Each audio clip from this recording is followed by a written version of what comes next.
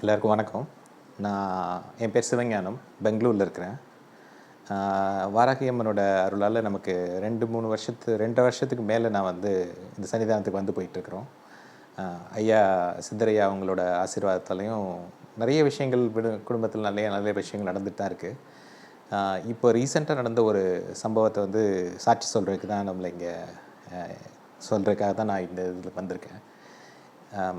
இப்போது ஒரு 2 வாரத்துக்கு முன்னாடி வந்து என்னோடய மாமனார் அவங்க வந்து சென்னையில் இருக்காங்க. பெரிய பதவியிலேருந்து இப்போது ரிட்டையர் ஆகியிருக்காங்க. அவங்க ஃபேமிலி, என்னோடய மாமனார் மாமியார் 2 பேரும் என்னோடய தாய் மாமா தான் அவங்க. இப்போது அவங்களுக்கு திடீர்னு ஒரு நாள் எங்களுக்கு உடம்பு சரியில்லைன்னு சொல்லி ஒரு கால் வந்தது ஒரு நைட்டு. என்னென்னு கேட்டால் அவங்களுக்கு என்னோடய ஒய்ஃபோட தங்கை அவங்க வந்து கேரளாவில் இருக்காங்க. அவரும் ஒரு பெரிய பதவியில் அரசு பதவியில் இருக்கவர். அவங்க வீட்டுக்கு போயிருந்தப்போ அவங்களுக்கு ரொம்ப கிரிட்டிக்கலான ஒரு ஃபுட் பாய்சனிங் மாதிரி ஆகி 2 பேருக்குமே, மாமனார் மாமியார் என்னோடய அத்தை மாமா 2 பேருக்குமே வந்து ரொம்ப ரொம்ப ஒரு முடியாத ஒரு சூழ்நிலை மாதிரி ஆயிடுச்சு. இதில் என்னென்னா, எப்போவுமே நமக்கு ஐயாவோட ஆசீர்வாதத்துக்கு நம்ம கையில் ஏதாவது ஒன்று வச்சுருப்போம், ஏதாவது ஒன்று யோசிப்போம். பட் இப்போ அவங்க ட்ராவல் பண்ணிகிட்ருக்காங்க, அவங்க அங்கே ஊரில் இருக்காங்க. இந்த மாதிரி ஒரு சிச்சுவேஷன்னு சொல்லி நமக்கு இன்ஃபர்மேஷன் வந்ததுங்க. என்ன பண்ணுறதுன்னு தெரியல. அவங்க இன்னொரு விஷயம் என்னதுன்னா, ரொம்ப அந்த பாய்சன் வந்து ரொம்ப உடம்பெல்லாம் ஃபுட் பாய்சனே வந்து ரொம்ப கிரிட்டிக்கலாக போய் அவங்க உடம்பெல்லாம் இதாகி அவங்களோட பல்ஸ் ரேட்டு எல்லாமே வந்து குறையுது. அவங்களுக்கு சுகர் லெவல்ஸ் பேலன்ஸ் ஆகலை, பிபி வந்து ரொம்ப ஃப்ளக்சுவேட் ஆகுது.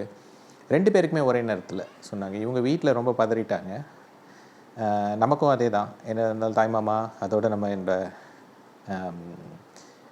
என்னோடய மாமனார் மாமியார் அவங்க எப்போவுமே ரொம்ப பாசமாக இருக்கிறவங்க எல்லார் கூடயும்.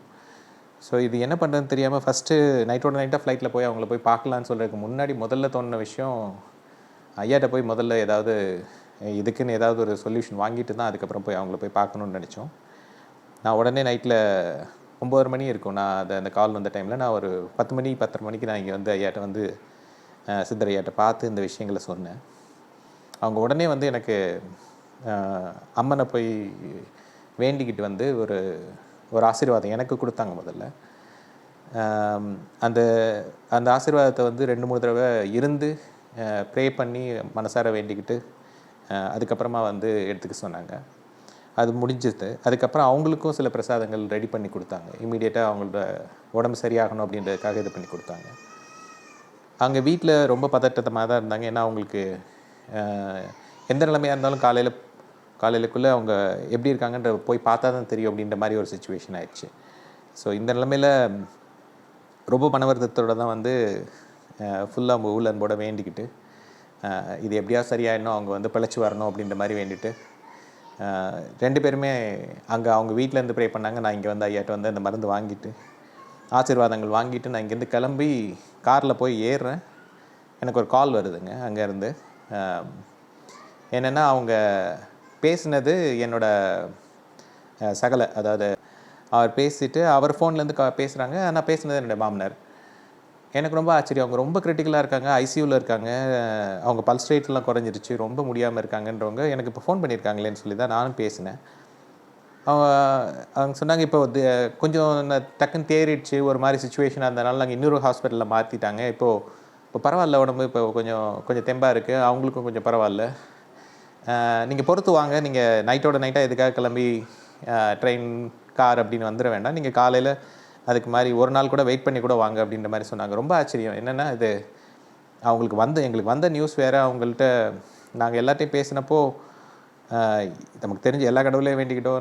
நம்மகிட்ட இருக்க சொந்த இன்ஃபேக்ட் நம்ம மாமாவோட எங்களோட இமீடியட் ரிலேட்டிவ்ஸ் எல்லாத்தையும் 1-2 பேர்த்து கூட சொன்னோம். இமீடியட்டாக அவங்களுக்கு யாராவது பக்கத்தில் இருந்து போய் பாருங்கள் அப்படின்ற மாதிரி சொல்லிகிட்டு இருந்தோம்.